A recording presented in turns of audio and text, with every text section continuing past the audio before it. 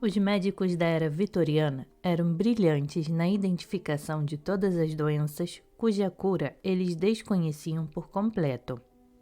Percussão.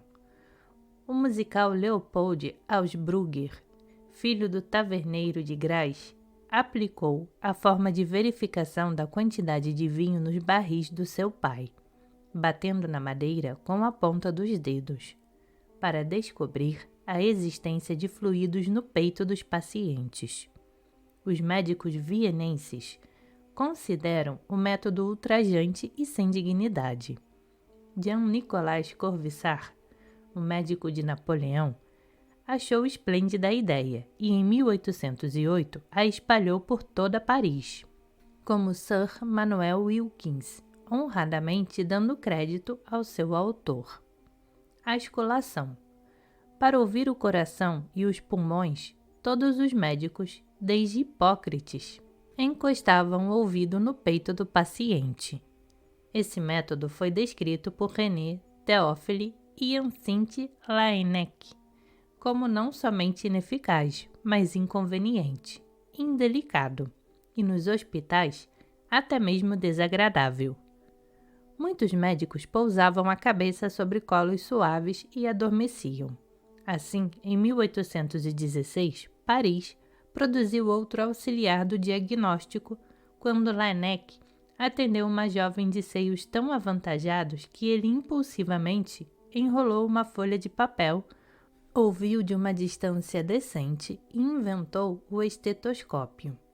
O primeiro era um rolo oco de madeira.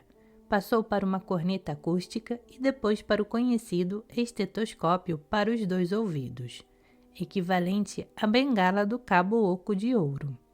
O pulso. Era difícil medir a pulsação antes de surgirem os ponteiros de segundos dos relógios de bolso. O ex-estudante de medicina, Galileu, media seu pêndulo pelas batidas de seu coração. Depois, inteligentemente inverteu a ideia, passando a medir o pulso pelo movimento do pêndulo.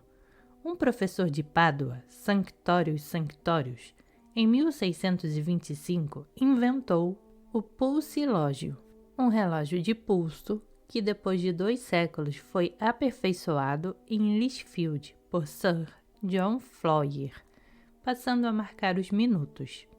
Sanctorius passou grande parte da vida sentado numa máquina de pesar para ver quanto peso ganhava com cada refeição, antecipando a ciência do metabolismo do século XX e a obsessão em perder peso. A temperatura. Galileu havia inventado um termômetro. Sanctorius o aperfeiçoou para ser usado em seres humanos, mas tinha 33 centímetros de comprimento e precisava ser chupado durante 20 minutos.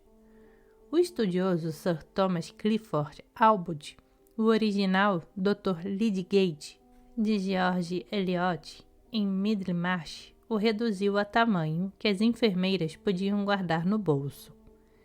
Carl Herold August inventou o gráfico da temperatura e, em 1868, compreendeu que a elevação da temperatura do corpo humano que ele registrava não era, necessariamente como se pensava na época, uma doença. Ele encontrou a febre como uma doença e a deixou como um sintoma. Benjamin Rush, o Hipócrates de Pensilvânia, um quacre contrário à guerra, à escravatura, aos enforcamentos e ao álcool, atitude muito boa para sua clínica, foi signatário da Declaração da Independência e declamou: "A medicina é minha esposa e a ciência minha amante." Não acho que essa violação do 7º mandamento seja lisonjeira para a dona dos seus afetos, comentou Sir Oliver Wendell Holmes, de Boston. Rush descobriu que a inflamação era o efeito da doença, e não a cama. Underlich e Rush tiveram uma visão bastante clara da infecção, antes que a microbiologia prática do fim do século XIX a tornasse tão pouco notável quanto uma fotografia. Raio-X. Wilhelm Conrad Röntgen professor de física em Würzburg, na Bavária, trabalhando até mais tarde numa noite de sexta-feira, 8 de novembro de 1895, notou que alguns cristais distantes iluminavam-se no laboratório escuro quando a eletricidade passava pelo tubo de vácuo que ele estava usando dentro de uma proteção de papelão. Ele afastou mais os cristais do tubo. Novamente se acenderam.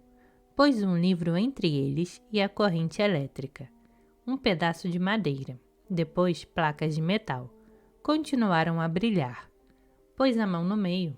Mengote. Seus ossos ficaram visíveis. Ganhou o prêmio Nobel em 1901. Röntgen era um homem simples, triste, sonhador e modesto, que detestava a publicidade, e deu as 50.000 kroner do prêmio Nobel para sua universidade. Recusou chamar os raios de Röntgen e a explorá-los comercialmente. Disse a todo mundo que o Kaiser ia perder a guerra e morreu sozinho e na pobreza. Pierre Curie e sua esposa polonesa, ex-governanta de crianças, Maine Slondowska-Curie, descobriram o rádio em 1897. Pierre foi atropelado em Paris e Mary morreu de anemia causada por exposição ao rádio.